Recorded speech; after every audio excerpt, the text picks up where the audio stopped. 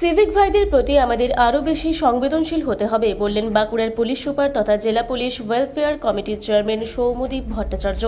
বাঁকুড়া জেলা পরিষদ অডিটোরিয়ামে বাঁকুড়া জেলা পুলিশ ওয়েলফেয়ার কমিটির বার্ষিক সাধারণ সভায় বক্তব্য রাখতে গিয়ে তিনি আরও বলেন, আমাদের পুলিশ আধিকারিক ও ইউনিটের দায়িত্বে থাকা আধিকারিকরা সিভিক ভাই সহ সহায়কদের কথা বেশি করে ভাবুন। কোনো ভুল হলে তার শাস্তি যেন ওই ভুলের বেশি না হয় সেটাও দেখতে হবে বলে তিনি জানান। একই সঙ্গে মহিলা পুলিশ কর্মীরা পুলিশ বিভাগের অবিচ্ছেদ্য অংশ বলেও এদিন জানান পুলিশ সুপার। সেই সঙ্গে পুলিশ ব্যারাকগুলির পরিকাঠামোগত উন্নয়নে তিনি জোর দেবেন বলেও জানান। এদিন উপস্থিত পশ্চিমবঙ্গ পুলিশ ওয়েলফেয়ার কমিটির কনভেনর বিজিতাস্য রাউত বক্তব্য রাখতে গিয়ে বলেন, একজন সিভিক ভলান্টিয়ারের 11,000 নয় 18,000 টাকা বেতন হওয়া উচিত। তারা বর্তমানে যে টাকা পায় তাতে এক বেলাও চলার কথা নয়, আর সে কারণেই তারা 2020 সাল থেকে পুলিশ সহযোগীদের বেতন বৃদ্ধির দাবি জানাচ্ছেন বলে তিনি জানান।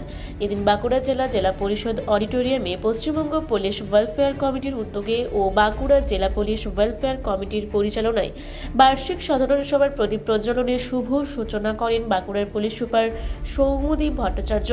উপস্থিত ছিলেন পশ্চিমবঙ্গ পুলিশ ওয়েলফেয়ার কমিটির কনভেনর বিজিতাস্য রাউত, কো কনভেনর ডেপুটি পুলিশ সুপার সহ একাধিক পুলিশ আধিকারিক, পুলিশ কর্মী ও সিভিক ভলান্টিয়াররা।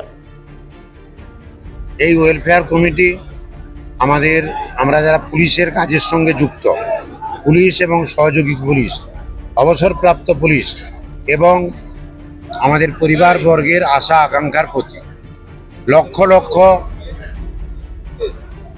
মানুষ যারা পুলিশের কাজের সঙ্গে যুক্ত বা সহযোগী পুলিশ, তারা কিন্তু এটার দিকে তাকিয়ে থাকে। সেই আশা নিয়ে কিন্তু আমরা সামনের দিকে এগিয়ে চলেছি এবং এই 5.5 বছরে অনেক দাবি কিন্তু আমাদের রাজ্য সরকার এই ওয়েলফেয়ার কমিটির প্রস্তাব মতো আমাদের কোঅর্ডিনেটর শান্তনুবাবুর মাধ্যমে এবং স্টেট ওয়েলফেয়ার কমিটি যে সমস্ত দাবি দেওয়া করেছে তার অনেক দাবি আদায় হয়েছে। আরও কিছু দাবি হয়তো আছে যেগুলো আমরা ধীরে ধীরে আদায় করতে সক্ষম হব। কি মনে হয় প্রশাসন কিভাবে সহযোগিতা করছে আপনাদের পাশে থেকে, কি বলবেন? আমি প্রশাসনকেও ধন্যবাদ জানাবো, রাজ্য সরকারকে কৃতজ্ঞতা জানাবো যে তারা সঠিক টাইমে সঠিক সিদ্ধান্ত নিয়ে এই ওয়েলফেয়ার কমিটি তৈরি করে পুলিশ এবং সহযোগী পুলিশ কর্মীর কাছে দাঁড়িয়েছেন। এখন যে সিভিক ভলেন্টিয়ার তারা বিভিন্ন সময় বিভিন্ন সমস্যার সম্মুখীন হয়, তাদেরও কথা বললেন এখানে এসপি সাহেব, কি বলবেন? এটাই তো কাজ এই ওয়েলফেয়ার কমিটি, সবাইর জন্য। পুলিশের কাজের সঙ্গে যারা যুক্ত তাদের সকলকে নিয়েই কিন্তু এই ওয়েলফেয়ার কমিটি। আমাদের পরিবার বিরাট পরিবার, অন্তত 25-30 লক্ষ লোকের পরিবার। আমাদের পরিবারের লোকেরা যারা অবসর গ্রহণ করে গেছেন, যারা চাকরিতে আছেন, সবাইকে নিয়ে কিন্তু আমাদের এই বৃহৎ পরিবার। যে সিভিক ভাইরা, যে সহায়ক কর্মচারীরা আমাদের সাথে রয়েছে, আমার মনে হয় কোথাও না কোথাও আমাদের কিন্তু তাদের প্রতি আরো অনেক বেশি সংবেদনশীল হওয়া উচিত।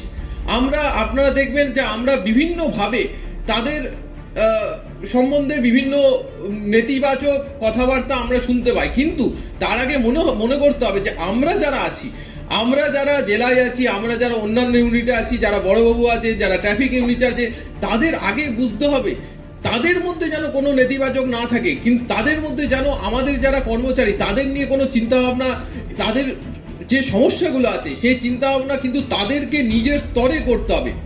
কোথাও না কোথাও আমার যেন মনে হচ্ছে যে আমাদের যারা সিভিক ভাইরা আছে তাদেরকে নিয়ে আরো বেশি করে আপনারা যারা, কালকে আমার যখন ক্রাইম কনফারেন্স হচ্ছে আমি তখনও বলেছি, আমাদের যারা পুলিশ অফিসার আছেন, যারা ইউনিটে আছেন, তারা কিন্তু আরো ভালো, আরো বেশি করে আমাদের সিভিক ভাই এবং আমাদের সহায়ক যারা পুলিশ কর্মী আছে তাদের কথা ভাবুন।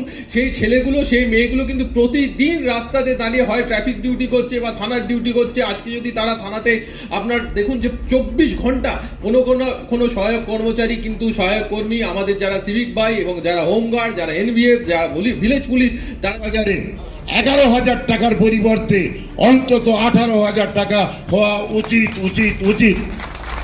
যে কথা স্টেট ওয়েলফেয়ার কমিটি বলে সে কথা থেকে পিছিয়ে যায় না। আর আমরা রাজনীতিবিদ নয়, রাজনীতি আমাদের কাজ নয়। 38 বছর কমপ্লিট করে 39 বছরে পা দিয়েছি, চাকরি জীবনে কোনো রাজনীতি করিনি। আমার এই 60 বছর বয়সে আমি লাইফে কাউকে কোনোদিন ইভেন আমার বাড়ির লোককেও আমি কোনোদিন বলিনি কোন পলিটিক্যাল পার্টিকে কোন প্রার্থীকে ভোট দিতে হবে। আমি আমার জীবিত অবস্থায় আজ পর্যন্ত কাউকে কিন্তু বলিনি কাকে ভোট দিতে হবে। এটা আমার কাজ নয়, এটা নিয়ে আমি রাজনীতি করি না। আপনারা দূরে সরে যাবেন কেন? আপনারা আসুন। আপনাদের যদি মনে হয় এই জেলায় রাজেশ পাচ্ছে না, এই জেলায় রবি পাচ্ছে না, এই জেলায় অন্যান্যরা পাচ্ছে না, আপনারা দায়িত্ব নিয়ে আসুন। এই প্রতিষ্ঠানটা কিন্তু মহৎ। আমরা নেতৃত্ব হয়তো পাচ্ছি না। স্টেট ওয়েলফেয়ার কমিটির কনভেনার হিসাবে বিজিতাশ্ব রাউত ব্যর্থ হতে পারে। বিজিতাশ্ব রাউত আপনাদের দাবি দেওয়া আদায় করে দিতে পারেনি, এটা বিজিতাশ্ব রাউতের ব্যর্থতা হতে পারে, কিন্তু সমগ্র স্টেট ওয়েলফেয়ার কমিটির দায়িত্ব এটা হতে পারে না। আপনাদের মধ্যে যে সমস্ত যোগ্য লোক আছে ধীরে ধীরে আপনারা সামনের দিকে এগিয়ে আসুন, এই প্ল্যাটফর্মটাকে আপনারা কাজে লাগান। আমার মনে হয় বাঁকুড়া থেকে মানিক কর্মকারের রিপোর্ট, রূপসী বাংলা মিডিয়া। আপনারা দেখছেন রূপসী বাংলা মিডিয়া। এখন একটা ছোট্ট বিরতি, ফিরে আসছি বিরতির পর। পুরুলিয়ায় পাত্রপাত্রী যোগাযোগের একমাত্র বিশ্বস্ত প্রতিষ্ঠান বিবাহ পরিচয়। আপনার মনের মতো জীবনসঙ্গী খুঁজতে পাশে রয়েছে বিবাহ পরিচয়। তাই আর দেরি না করে আজই যোগাযোগ করুন বিবাহ পরিচয়। Municipality commercial complex, 2nd floor, Chaibasa road, opposite PWD office, Purulia. Mobile নম্বর 9232440272। ফিরে এলাম বিরতির পর। আপনারা দেখছেন রূপসী বাংলা মিডিয়া।